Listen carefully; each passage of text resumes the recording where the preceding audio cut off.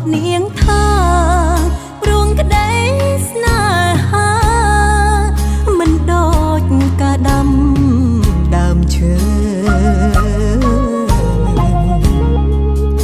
ប្រងល្អពេញដីហេតុអីមិនព្រមអើពើបែរជាចង់ទៅទួលកាញ់ជើរងចាំធ្វើប្រពន្ធចា